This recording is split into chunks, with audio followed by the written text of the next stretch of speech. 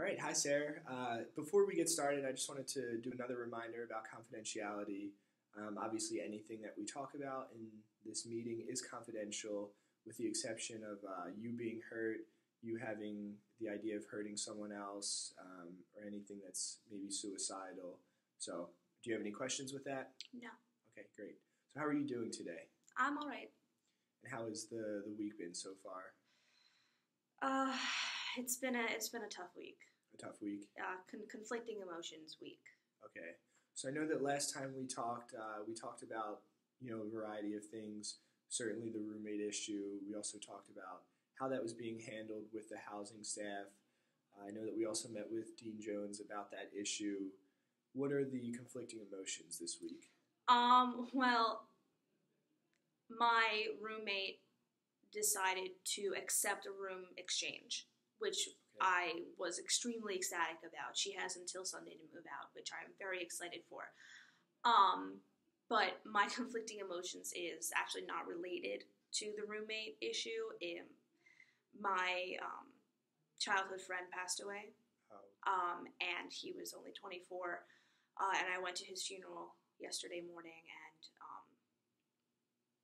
it was an open casket, and I had never witnessed something like that before, and it was very shocking and very it was just, like his face is still in my mind. I went to the service, and I'd never been to a Christian mass service before, and it was both sad and somewhat uplifting. Like, I'm just very conflicted. Like, my mind and my conscience accepts the fact that he passed away, but like I still have some kind of just emotions that are hanging on. Like, wait, I just saw him. Like, he graduated from Rowan, so I just saw him. Like, he literally lives across the street from me. Like I'm still very shaken. Okay. So first off, of course, I want to express my condolences for your loss. Is it something that you'd like to talk more about? Sure. I mean, I had never really been. The last funeral I went to was my aunt, and it's for some reason it's a lot easier to accept an older person's death. Sure. They have a really long life, and it's really good, and or for me, like, it's easier for me to accept someone who died of a death of a disease or something like that. But he died by a car accident. And we had no idea. It was only close friends of the family that knew. He was in a coma for like 3 weeks, and then he passed away. And it was just when my mom told me, I was like, she told me, and she started crying, and I couldn't really get to that point yet because it hadn't really clicked. But when I saw him yesterday morning, they had done a really good job with his body, and he looked like he was sleeping, and it was cool, but like,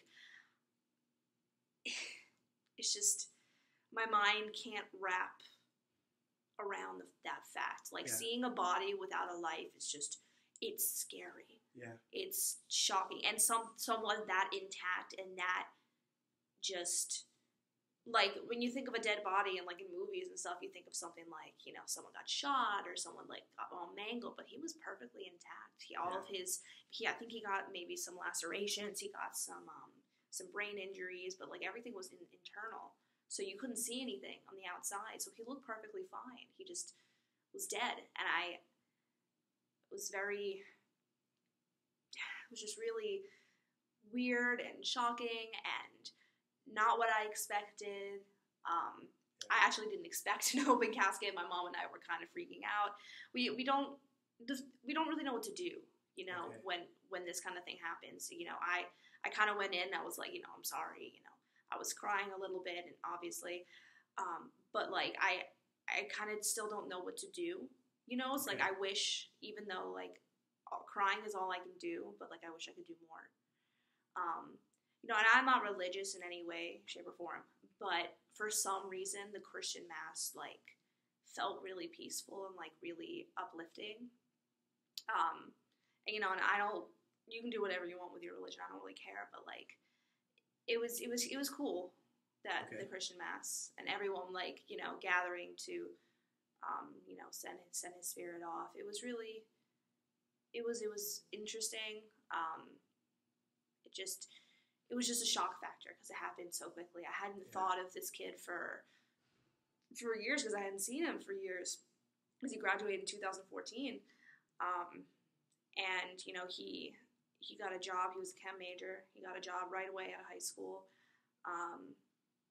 And he had so much going for him and so much life ahead of him. And I just feel that it's very unfair and very shocking. And, Sure. you know, one of the worst things to do in your life is to bury a child, you know. So his parents I saw them, and obviously they're heartbroken, but it was interesting seeing how they were acting because, you know, they need to put up as much of an okay front as possible. And it was just, the whole thing, again, was tragic, but just somewhat uplifting. And it was just, it's a little, for some reason, it's been hard for me to cry. Like, I saw his body and I started crying. Okay. But, you know, after the fact, like right now, I've been kind of crying a little on and off, but trying to accept and trying to just, you know, look at the happy things that we did. I remember all the times we played, you know, together in elementary school and middle school. Yeah. You know, all of our memories were so precious. He was such a good friend to me. And that's what I've been trying to do, you know. So, first off, it's very normal to feel different emotions. Yeah. That's something that is to be expected. Mm-hmm. But I know that you said you hadn't talked to him in a while, but you also said that it was someone you were very close with. Could you tell me more about that? He actually lived right across the street from me. Like, my house is literally right across the street from him. Okay. And so we practically grew up together. I mean, we would play Frisbee outside. We would play in the woods outside. We were fostering a kitten, and they took care of the kitten for a few days, and they adopted the kitten. So, you know, the cat is still alive with them. My mom had texted me, said the cat's name is Benny, said Benny's looking around for Jeff, who passed away. And when my mom told me that, I just broke because, you know, they don't know that happened, and it was just very surreal. But yeah, we went to the same elementary school, same high school. He used to help me with my physics projects. He used to build things with me. We used to play with some of the other neighbors, and we would all hang out together. He was very accepting. I remember specific things that we used to do. Like, we used to go in his basement. He had a GameCube, you know, back in elementary school, and we would just play, you know, Sonic Adventures. And he had a ping pong table in the basement, and we would I remember I used to do a specific thing where he would sit on the floor and I'd massage his back with my feet. Okay. Yeah, it's all those really good memories that I look towards. Yeah. And then, you know, once he went to college, I didn't see him obviously as much, and I didn't, you know, transfer to Rowan until I think his last year here. Okay. So I didn't really see him, and I saw him on campus every once in a while. Like, I'd see him in the dining area, and I'd say, "Hey, what's up?" or something like that. And I think he commuted. I'm not sure. I think he did, but I saw him every once in a while. And it was great. It was always great to see him because he'd always like be happy, but kind of like, all right, hi, whatever. Yeah. But yeah, I mean, after he graduated, I didn't really stay in contact because he, you know, went right into teaching high school chemistry, advanced chemistry. So he had his own life, you know, to live. And then, you know, my mom called me and said he had passed away. And how he passed away, they said he hit a pole and then flipped over a few times and then got, you know, various assorted lacerations, brain injuries. But nobody knows why he drove into the pole to begin with, you know. And, you know, over the past few days, I've been really thinking about technology and, you know, the use of, you know, the good and bad technology, you know. Do we really need cars? Do we really need these kind of things? Because, like, I already have anxiety driving a car, you know, that's why I don't have a license. And I'm obviously going to learn how to drive a car, and I need to. But it's things like this that just bring my progress further back than it should. And it's not going to stop me from learning to drive. It'll just always be in the back of my mind. Yeah. Their family, weirdly enough, they don't really have good karma with cars. Their other son had actually been hit by a car when he was younger and had gotten like broken bones and stuff. He didn't die, but it was very, very weird. But yeah, I'm just trying to look at happy memories because that's really all I can do. Yeah, so it seems like you're experiencing a lot of different emotions right now. I know you had even mentioned there was kind of a beautiful side to the funeral, but also, a lot of sadness, a lot of unanswered questions in some sense. How is the grieving process going for you? I know it just happened, but how are you feeling overall? It's not bad. It's not good. Like, again, his face and his body is in my mind right now, and I can't get it out of my head because I literally just saw it yesterday. Yeah. It's been a little tough. I've been sleeping a little more because whenever I get depressed, I tend to just kind of sleep it off. Okay.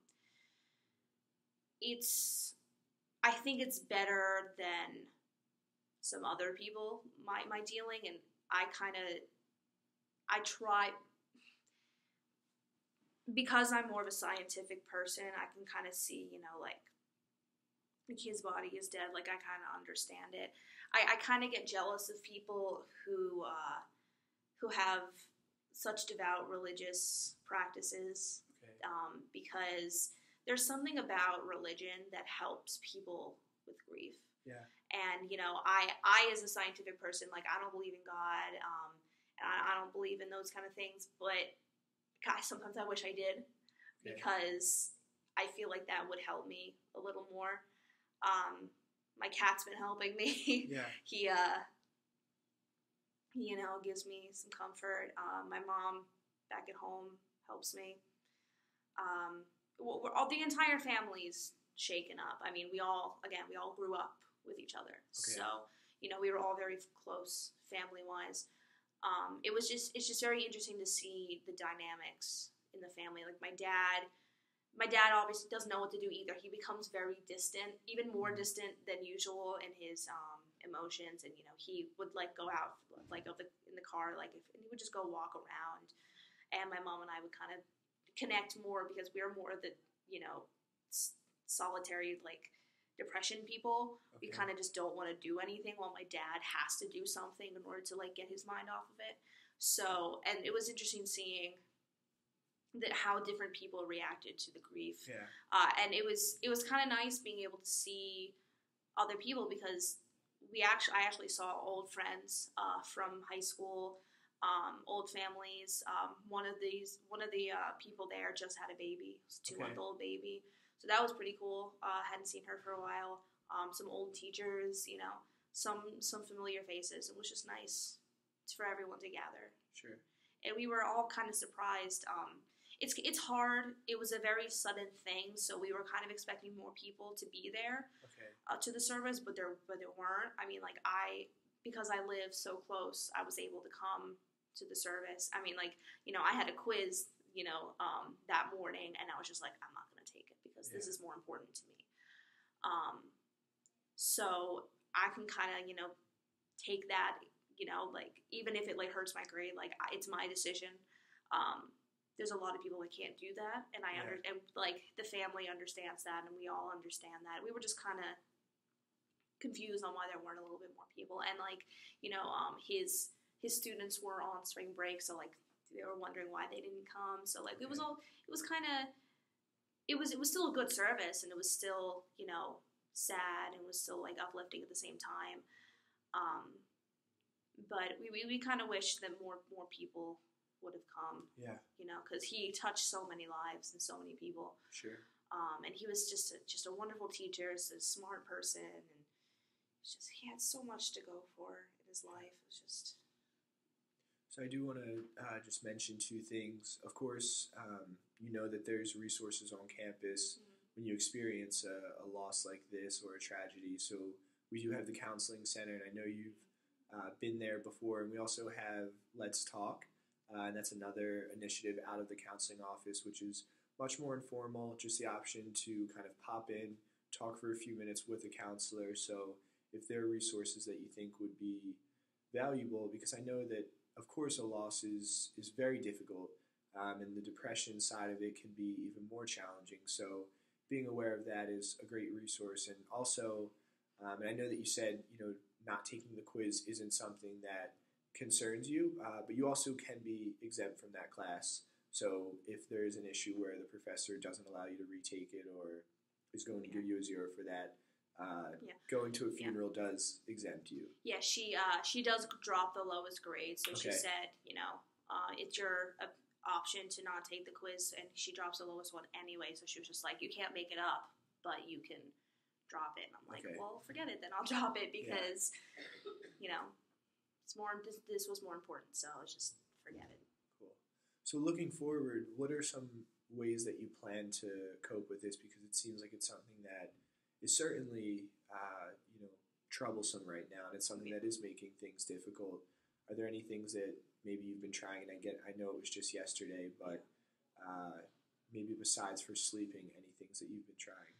I have been trying to get together with some friends, and I have like 1 or 2 close friends that said, if you want to talk about it, let me know, and we'll get together and we'll talk about it. I just am trying to distract myself by doing other things. Okay.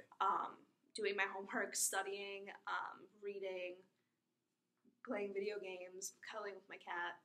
I've just been trying to distract myself from that. And after the service, I came back here because I had to go to some of my classes, and the classes helped a lot. As long as my mind is distracted to a point, it'll be okay. It's just my problem has been getting ready for bed and at night where I'm alone by myself, and when that happens, that's why I have my cat with me. So he's definitely been helping, and in the morning as well. I've been doing what I can. Definitely the homework. Okay. And my parents are very happy about that. But yeah, I'm just trying to distract myself because that's all I can do. That's all I can think of doing. It's one of those things that you can't put it out of your mind. You can't. But all you can do is just try to think of something else, or try to take time and accept it. My mom and I have been chatting since then, and we were just we were saying how are you doing? Are you okay? My mom and I are both very okay. It's still a little, obviously still kind of fresh. Yeah. But we're doing okay, and we both kind of agree that it'll just take time. That's all we can. And what does okay look like? Okay is, just functioning. Okay is I am able to do my homework, I'm able to go out and still have fun and have, be with my friends, or, play, do homework and sing okay. I think one of the things that actually helped was the fact that my roommate is moving out. Because I got that information the day before the funeral. So the anxiety of that kind of lifted off my shoulders, and that kind of helped me cope with the funeral. Sure. So weirdly enough, even it was properly timed. It was unfortunately timed, but the weight lift off of the anxiety helped with the funeral, which was really good. So as soon as she moves out, I think I'll be able to even cope a little bit more, because again, even before she's moved out, she's still doing things that are annoying me. Last night she had 5 friends over and we're drinking alcohol right in front of me, and she's not 21 yet. So I'm just like, can you guys not do this? I just it was just, I think, as soon as she officially moves out, things will get a lot easier. Yeah. But other than that, just time and distraction. Okay. And I want to talk about, maybe before moving on to the roommate issue, I want to talk about something else that you had mentioned a few times. You had said that it was a beautiful service. You had said that you're not, you don't consider yourself religious or spiritual, but sometimes you do. Has this incident caused you to question spirituality and faith in some sense, or? No, I'm not religious in any way. Okay. I've always been, I wouldn't say spiritual, like my sister is spiritual. Okay. I would like to think that spirits existed or souls existed. I would Okay. like to think that. It's more of a, I'm that scientific person who says, give me evidence and then I'll determine whether it's true or not. I don't know. I mean, again, I've never been religious. Even when I went to services when I was younger, I just didn't understand why I was there. I kind of just didn't believe in God. I never really understood. I mean, again, services are beautiful, and Jewish services are a little different from Christian services. But again, I've never understood religion. Spirituality though is completely different for Sure. me. I don't know if I'm spiritual or not. I would like to think I'm somewhat spiritual, but not that spiritual. Because my sister's not religious, but she is extremely spiritual. She quotes spiritual passages all the time, Okay. and lives just a very spiritual life. And I couldn't do that. I'm too scientific in my thinking. Okay. But yeah, I don't know. Yeah. I would like to think that I have at least enough spirituality to connect with people when I need to. Okay. I'm very accepting of other people's religions and other people's spirituality. Do you? But for me, I would like to think that there's a spirit or a soul in somebody. Because Okay. when you see it, when I saw his lifeless body, it was like something was there that's not there anymore. So you'd think that have to be a spirit or a soul. So I would like to think that those existed. Okay. Whether they do or not, I don't know. But I'd like to think that they do. Sure.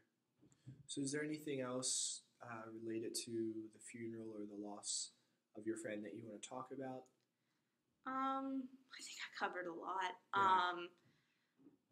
No, I think I just need to.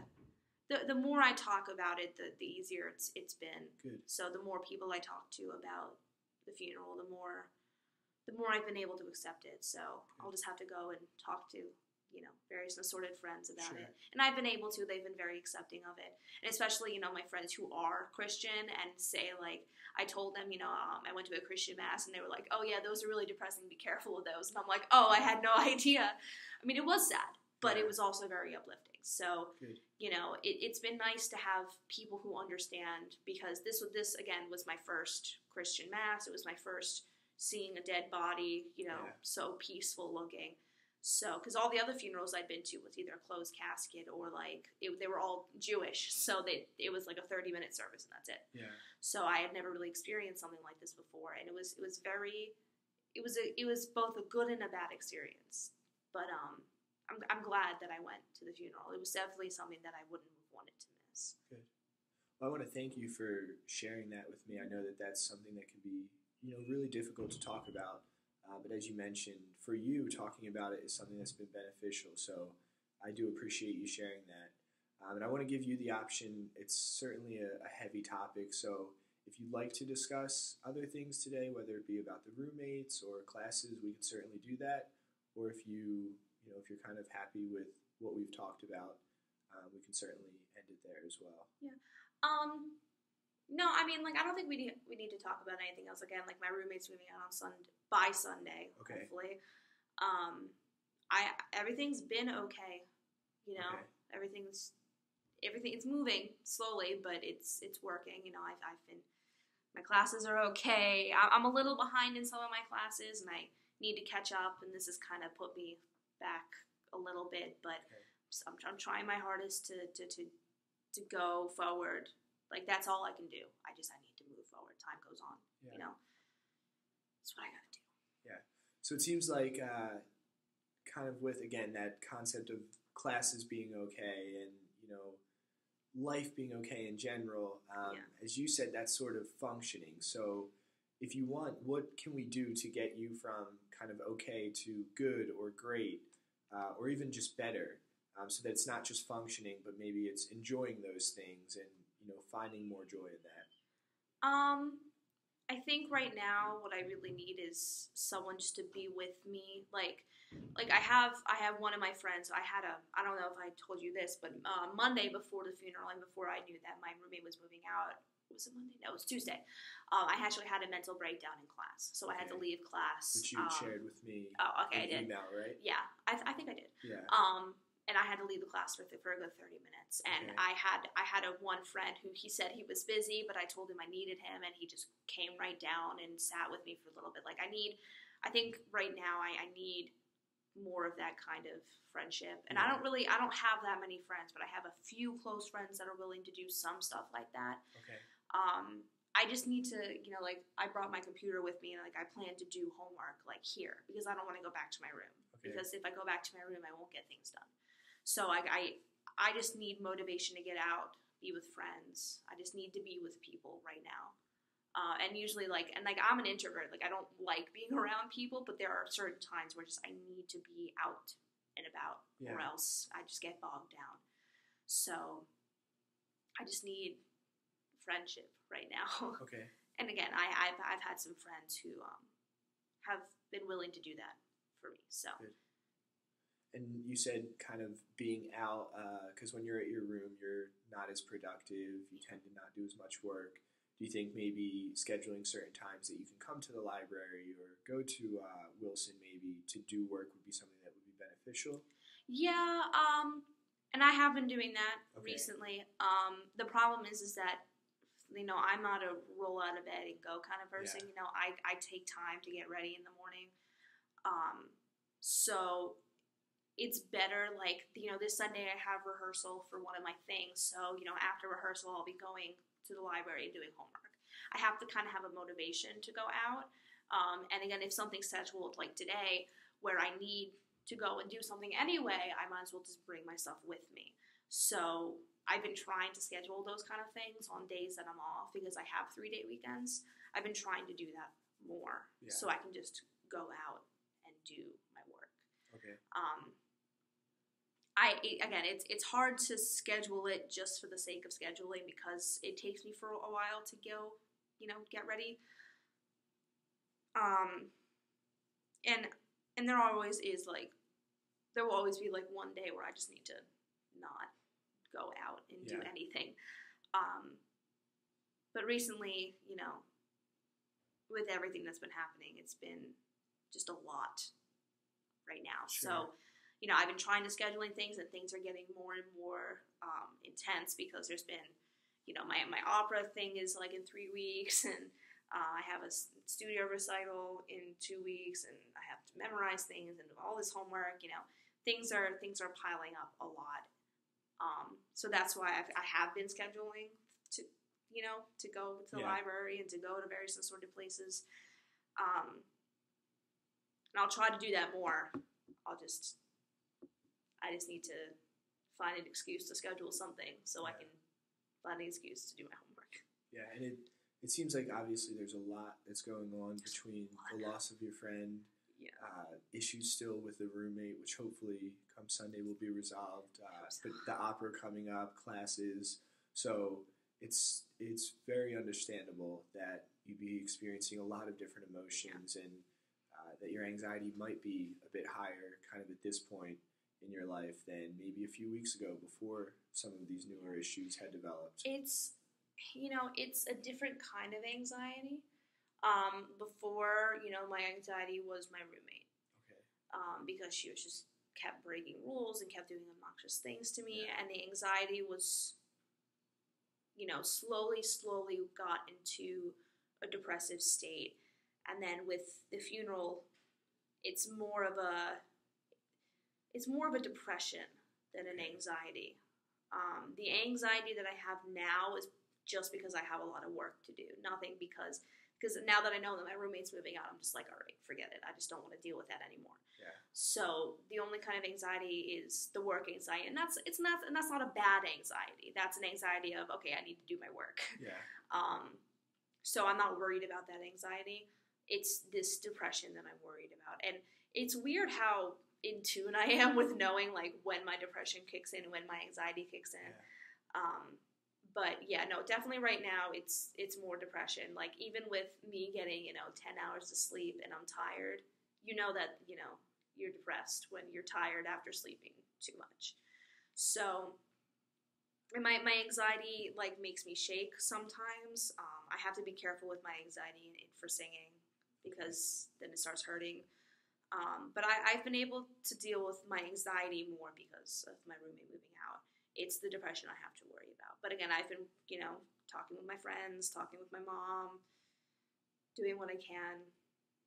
So what you're saying is the anxiety is more controllable because it's for things like schoolwork, which you do have control over in a lot of ways, whereas maybe the depression from losing someone or, the uncertainty about things is harder to manage. Is a lot harder to manage, yeah. But the anxiety with my roommate was hard to manage, and I'm not, saying it wasn't. But because that anxiety is gone and the anxiety kind of transferred to a positive, quote-unquote positive anxiety, it's been a lot easier to deal with. But depression for me has never been easy to deal with. Yeah. And how do you deal with it? How do I deal with How do I deal with my depression? Again, I usually sleep a lot. I sleep a lot. And, that's not uncommon in my family because my mom does that too. My cat, and again, my mom with my cats, I do what my mom does. We sleep and cuddle with our cats. That's what we do. The depression is definitely harder to deal with because when I'm depressed, I get lethargic and I don't want to do anything. With my anxiety, it's different. My anxiety, like, I need to do something, all I can really do for depression is just distract and, like, play with my cat, take a shower, cook, do something. I don't really want to do work when I'm depressed, I'll do my work if I'm anxious, but I won't really do my work if I'm depressed. So I think some of the things you just listed are really great, playing with your cat, cooking, taking a shower, but the first one you said is distract. Do you think that's something that's beneficial? Because in the moment, it might help to alleviate the feelings that you're experiencing, but ultimately, that distraction can only last for so long. Yeah. No, I agree. Again, the depression is just, for some reason, harder to deal with. When I say distract, I say, it's putting things off, like I'll play with my cat for a while. My cat only plays for so long, so that's only a distraction. I have coloring books that I'll color with. I'll, watch YouTube, read online.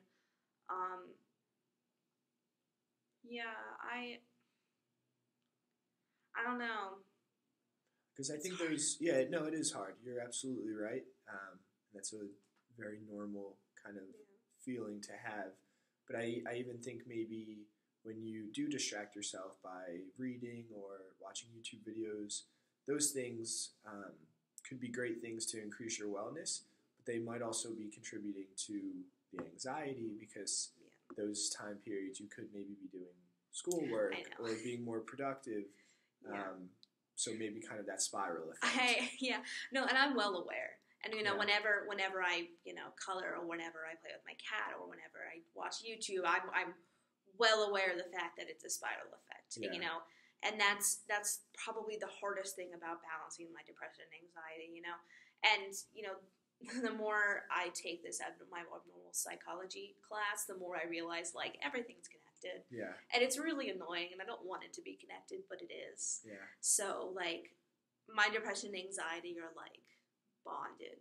I usually, if I have one, I usually have a degree of the other. Sure. And it's really, really annoying. So right now, I think when my depression is stronger, I have a tougher time dealing. When my anxiety is stronger, it's a little bit easier. Okay. And I've been trying to do my work, and that's why I'm out, and about after the meeting. But, I mean, I agree. But I need to do things my own way in order to figure it out. And sometimes it takes a while, and it's frustrating, and I procrastinate sometimes, but I've always gotten things done, and I'm not worried. I mean, even if I, put things off to the very end. I still get things done. And that's always how I've worked, even throughout middle school, high school, through my other college. That's always how I've worked. And even my mom tells me, it's just like, that's just how you work. And I'm like, I know. It's annoying. Like, I don't want to work that way, but I do. Yeah. So I just need to figure it out. Okay. And I'll figure it out. Yeah. So 2 things and I know we've talked a lot about challenge by choice and kind of you deciding what you think might be the best way to alleviate that stress or depression. But I do want to encourage you to check out Let's Chat because, again, it's a very informal setting. It's an opportunity to get out of your dorm, an opportunity to talk to someone else, even if it's for 15 minutes. You might find a lot of value in that. And if you don't, then it was 15 minutes that you wasted and you can kind of move on. So that's one thing. And the other thing I would challenge you with is maybe this week when you're about to start coloring or about to start watching a video, maybe taking 15 minutes instead to kind of plan out your schedule for how you can be more productive with your time, which I think you'll find will help to kind of alleviate the stress that you're experiencing. Mm-hmm. So to kind of talk about everything that we discussed today, again, I want to really thank you for sharing about the loss that you experienced. I really appreciate that, and we certainly talked about the roommate issues, which hopefully come this Sunday will be non-existent. So kind of hanging in there for the next few days, and then the effect that the different stressors in your life are having on the classes and the opera, and then of course some homework. So trying to find different ways to utilize your time and maybe utilizing one of the resources from the counseling office. So the Let's Chat. But is there anything else that you'd like to talk about? No, I think I've talked about enough. Sure. Okay. Well, again, thank you for coming in.